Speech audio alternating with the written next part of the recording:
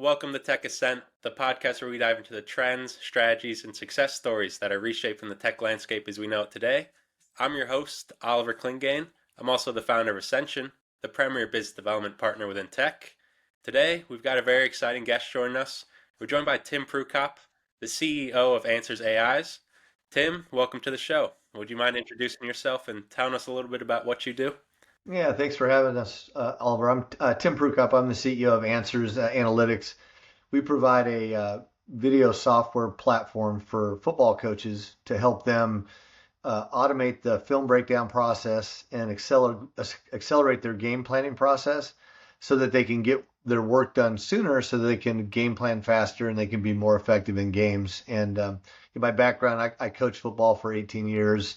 I also worked for Exos, which was the company that all the NFL teams and all the college teams basically use to break down film today. And we started that company back in 2000 and took it to 95% market share and then sold it to Catapult. And now we're back into the industry with the latest technology shift, paradigm shift for coaches. So it's a really exciting time to kind of be back in the saddle in the industry. Mm, awesome. And it sounds like your background, it's very similar to mine, just at a bit of a further growth stage. I come from a background, played professional basketball, played basketball through college. Being on kind of that entrepreneurial side, going from sports to business, what are some of the biggest kind of trends or challenges that you've kind of faced in helping you grow? Well, that's a good question because same for me, right? I was a football coach. I played football in college and then I was a football coach for about 17 years, 18 years. And then I had to leave football and go into regular business, Mm, I call it. And I think for athletes and for guys who coach, the biggest challenge for me was scheduling, right? mm, So when you're a coach on a staff or you're an athlete on a team, somebody hands you a schedule and that's basically how you make your day work, right? I'm going to go to breakfast at this time. I'm going to work out at that time. I'm going to get go to the training room and get fixed up there at this time, and then we got a game at this time, and we're traveling. So when you're on a team or part of a staff, the schedule's created for you, and all you got to do is be there and give everything you have. When you go into business, particularly in technology or in a role in sales, is where I went to. The big transition was how do I actually build a schedule for myself so I can be productive mm. and not just kind of get lost right during the course of the day. So that was a big thing for me, and I think I had some good mentors early on that showed me how to build a schedule and how to put a plan together as a new person. The other thing that I thought was really funny, so I was working for a company, and about 4 months into it, the manager came up to me and he said, "Man, you're really setting the standard for work ethic around here. It's just unbelievable how hard you work and all that stuff." And I looked at him and I said, "Buddy, I come in at 8, I leave at 6, and I don't have to work on the weekends. Kind of like vacation." Because of the hours that you spend as an athlete or as a coach compared to when you're in business. But then, as you probably know, you start something up and you're right back at it. It's 20 hours a day because if you don't do it, it doesn't get done. So, Mm. but those are a couple of my experiences as I think about it. Yeah, no, that's great. And time management is definitely one of those things that I think has been also just a difficult transition for myself is, like you said, you kind of have that schedule made for you, but figuring out how to allocate time for yourself effectively once you kind of get into that realm of business is it's a little tough. Something that I think a lot of people still struggle with, regardless what background they come from. But also, Yep. I really like that kind of in sports, you develop that kind of accountability and also that kind of team camaraderie. So I think, like you said, if you don't do it, it doesn't get done.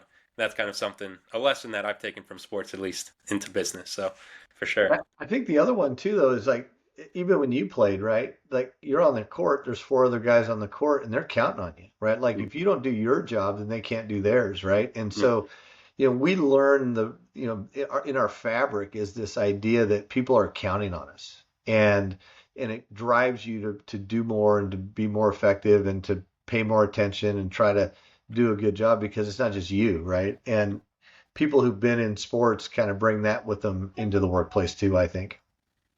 no doubt. And being in the tech space, it's competitive in its own nature. Coming from a sports background, it's obviously competitive in its own nature as well. What sort of kind of key similarities do you see in trying to grow a business that you saw trying to develop yourself as an athlete? Well, so just like in sports, right? You got to understand who the competitors are, right? So, we spent, when you're coaching or you're playing, you spend a lot of time analyzing the next opponent that you have, trying to figure out what their strengths are, what their weaknesses are, what their tendencies are, right? Well, so you got to do the same in business, right? You've got to understand the market, you've got to understand the competitors, you've got to understand what they do, what they're good at, what they're not good at, what their go-to-market strategy is, and then you got to go to war with them basically. And the difference is in sports, there's a game that has a certain amount of time, and there's sidelines and there's refs, right? And it's pretty standard, and you go play, and then you either win or you lose. And in a tech startup, it takes a long time to get to winning or losing, right? You've got to build some momentum, and you've got to continue to go, and you don't necessarily have the record of the game's over, now I'm on to the next one. You're actually building as you go. So the way I've always looked at that is by winning sales deals. Like particularly with startups, when you're trying to change the paradigm, you got to go get those first few customers. You got to beat the other guys to them. You got to get there first. You got to be more effective, and then you got to build from there. And you got to keep your eye on those other guys. And so no different than being on a sports team. When you wake up every morning, if you're not fired up and ready to go, like they said, if you're not, somebody else is, and when you play them, they'll win. So, and because there's fewer moments where you can really grade yourself on how well am I doing, like you can when there's a game, you got to keep the pedal down and go every day. So, Yeah, no, I'm a massive fan of the comparison. And you said there's kind of in games, it's kind of if you lose, you get ready for the next one. In business, if you take a big loss, then season could be over. So I'm a big fan of that comparison. And I also like what you said is kind of when you're doing your kind of scouting report, we'll call it, of other businesses, you got to know what they're doing, what their kind of go-to-market strategy is. Being in such a competitive space, especially being in a narrow space, focusing on football coaches, in that data tech, how do you kind of go about staying? um, so one of the things that we've always talked about is developing really strong relationships. So going all the way back to the days of Exos, we may or may not have had the best product, like head to head, is the software better than their software or whatever. But what we always did a really good job of was being the type of people that those guys could trust and deliver upon our promise, and then be there to support them. And so the first thing is to develop the relationships, get in there and get them to use it. And then it's to create raving fans. So in sports, it's a very small world. Like everybody knows everybody talks to each other. Word of mouth marketing is really powerful. And so if you can get coaches to be very supportive of you, whether or not your technology is the best or not, but that they know they can count on you if they need you, that's been the thing that we've really focused on. So we still want to try to build the best technology in the world, and to the extent that we believe we have it today, but you never know what somebody else is doing out there. But those guys know that if we say we're going to do something, we do it, and they know they can call us at any time, day or night.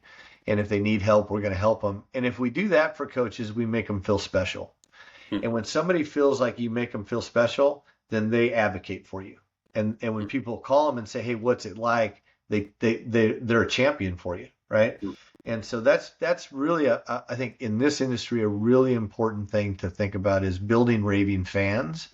So that's the first thing. And then the second thing is really understanding the market too. Like where's the market going? What is important to coaches? There's a lot of tech companies that try to create solutions to problems that don't exist. And so they'll create a solution and they'll go look and say, "Hey, coach, look at this. Would this help you?" And a lot of times those guys struggle because they might find one or two that thinks it's interesting, but on a day-to-day basis, it doesn't help. But so what we try to focus on is a deliverable that a coach can actually use. So develop great relationships, create raving fans, and deliver stuff that coaches can actually use is really the important thing for us. So Tim, you mentioned you've been a coach for a long time, you were a player for a long time before that. Coming in with answers, what are some of those gaps that you identified that you can fill with your tech?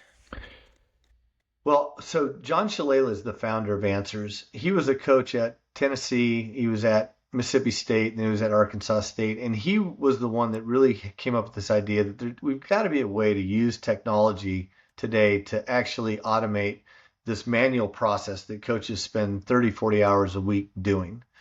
And when we saw what he was doing and understanding where the market is and where the market has come from and where it's going, we're like, well, this is the perfect paradigm shift. And so when we met John, we talked to him and said, what's your goal? Like, what are you trying to accomplish? And he was really trying to figure out his goal at the time was, I want every coach in the country to have this so it'll make their lives easier. That was his goal. And we were like, well, how are you going to do that? And he's like, I don't know. I'm a coach. And I've been, I spend most of my time coaching. And then in wee hours of the night, I'm working on this software. And we were able to say, well, we could probably build a really effective go-to-market strategy for you, and we could actually leverage our relationships in the market to actually do that. And he found that to be really attractive, knowing that the amount of time and effort he'd put into it, that having somebody that he trusted that could actually take it to market and help support him get that done. So that's why it was such a great match, because he had built a great technology that we thought will change the paradigm for how coaches operate. And he needed somebody like us to help him figure out how to do it. And we've done it before, right? We've sold to there's not a professional or major college team that we haven't been in the office of over the last 20 years. So that's so interesting to hear. And without sharing your kind of secret sauce, you mentioned you kind of rely on your existing network. What other strategies do you have to get your name out there? Well, there's a lot of industry publications that coaches look at, things like footballscoop.com or SBJ, or there's some recruiting publications. And so we do some marketing within those. And we try to tell the story of, the compelling value proposition of Answers is it's going to get you your football answer faster. And then that way you don't have to spend as much time manually trying to create stuff. You can actually get to work quicker. And so we tell the story in a way that is compelling. We do it in the publications and stuff where coaches spend a lot of time. Twitter's one of them, or X now. Coaches spend a lot of time on X recruiting, so we do stuff there. And then the other thing is we've hired some really well-known coaches. So Gary Patterson, the former head coach at TCU, he's been an advocate and an advisor to us from the very beginning. And he calls his friends in coaching and says, you guys got to take a look at it. And then we just hired Chad Morris to become the senior advisor to the company. He coached at Clemson, was there for 4 or 5 years as their offensive coordinator. Then he was the head coach at SMU, and then was the head coach at Arkansas. And before that, he was a very successful coach in Texas and was able to win 3 or 4 championships in Texas at different schools. So he's got tremendous, and he's a great guy, and he really is interested in helping coaches, younger coaches particularly. So we have, and then our whole staff, we call it the ANSRS Retired Football Coaches Association, because everybody on our staff coached at one time or another. And coaches have great relationships with each other. You have to in this business, because when you get fired or you get let go, you need to go to find another job. You got to have good relationships. So coaches spend a lot of time developing relationships with each other. So we've got a great staff of former coaches that help us get the word out. We place a lot of compelling arguments into the publications that coaches spend a lot of time on. And then we just kind of try to tell stories and have every other week or so have a new story that's compelling and interesting. So everybody in the market keeps hearing the name. And then they ask the guys that are using it and they go, oh, shoot, I guess I better use it. Right. So, and that's the exact same thing we did at Exos, right? We're just replaying that playbook. Nice. Sounds like a strong compounding effect. But also a big thing I want to dive into there is you mentioned the strong team you've built. Obviously, team culture is massive in sports. Company culture is massive in business. Being the CEO, what strategies do you have in place to make sure that company culture is going the way it should? It's a really good question. And I think it's no different than any team you've been on or any company you've been in. It all starts at the top. We spent quite a bit of time trying to figure out what our core values were. So to build culture, you have to have some non-negotiables. Like, this is something that it's not negotiable. You have to do this or otherwise you're not part of our team. And you hear lots of coaches talk about that. Nick Saban's talked about it, Kirby Smart, right? They all have a way that they create culture through these non-negotiables. So we got together and we sat down and said, well, what are we trying to do here? And the three core values that we came up with as a company were, number one, we want to help coaches. So we want to, everything we do, the first question we're going to ask is, if we do that, will it help a coach? And so that was core value number one. The second was, how do we inspire our staff to become the best they can be? So what is it that I can do every day to help my teammates become better at what they do? And then the third thing was, this vision to build the best football technology in the world, right? And so those are our core values. And then everything we do from that, every decision we make, every decision any individual makes in the company, they're asking themselves, does that help the coach? Does it help a teammate? Does it help us make the best technology in the world? And if the answer is yes to anything, do it. If the answer is no, don't do it, right? And so that kind of builds an esprit de corps. And then as a company, just like on a team, we spend time talking about that every week. Just like your coaches who used to tell you about whatever the culture thing was for those teams, we do the same thing. So we have regular calls during the week. We always introduce one of those core values each week. And then we try to find examples of people on our team that have exhibited those behaviors of helping a coach or inspiring their teammate or, helping to build the best technology in the world. And our goal is, and we've just been doing this for, a couple months now, because, we're getting this thing all rolling. And the way we know that this will work there'll be two things that will be indicators. Number one, we will hear other teammates start to tell that story about each other, right? Oh, I saw such and such do this, and that's our core value. And once they start telling the story to each other, then we know that they understand it. And then the second way we'll know is because we're successful, right? We'll know that, when we get to the end of this sales cycle, we hit our sales and revenue goals and all that stuff, and our customers are happy and our coaches are feeling special, then we'll know that the culture worked. I truly love that, and it sounds like you guys are truly bringing that locker room culture to the boardroom. And It's I think that, our company is a locker room, no question. yeah, I think that that's something a lot of kind of businesses, even if you don't come from an athletic background, is something they can learn from. And staying on theme with this, Tim, last question for you. If there's any athletes that are getting ready to enter the business world, you being a CEO, what piece of advice would you give them? So if you've played intercollegiate athletics at the college level, Division One, Division Two, Division Three, doesn't matter, and you went to school and graduated or got a graduate level degree, and it says that on your resume, I will tell you that your resume goes on a different pile than most people's, because to be able to have not only gone to school and showed up, but also to balance that with all of the pressure and all of the requirements that come with playing intercollegiate athletics, it's an amazing, you've got to be a pretty amazing person to do all that stuff. So that's the first thing. I think if you're an athlete coming out right now and you've played and you've graduated, you should be very proud of the fact that you have those things on your resume, because there's not that many people in the world that do. And then the second thing is, I think being open to learning, right? And being open, the one thing that you can control is your effort and your attitude. And in football or baseball or basketball, whatever, that's the thing that you do as an athlete, right? You control your effort, you control your attitude every game. And if you can convince somebody that's hiring that you'll bring that to the table, hey, I'm going to give you everything I have, and I'm going to come in with a great attitude every day, and I'm going to do and I'll find a way to win because I'm a competitor. People love that, right? Because people don't go, well, you went to college and you studied this, so you must know something. People go, okay, you showed up every day, you passed whatever test they gave you, you played sports, you guys had a good team, you did all of that stuff over a 4 or 5 year period. I'll bet if you come into my job that you'll give me that same thing, and I can count on you for 3 or 4 years, right? So leveraging those two things, this idea that I bring, real effort and a positive attitude, and that I'm not afraid to compete, and that I'm willing to learn. Once an employer knows that, they'll be able to. I'll give you a great example. There was a linebacker at Washington, University of Washington, who finished up this year, and after the bowl game, he sent out a text, or a tweet. The guys will send out tweets that say, "Hey, I'm declaring for the draft, right? I'm not going to come back." Well, he sent out a thing, said, "Yeah, I've been here 6 years, played for 4 coaches, and I'm declaring for the job market." And I looked him up, and I actually called the coach over there, and he gave me his number, and I called him and said, "Hey, I'd like to talk to you." Right?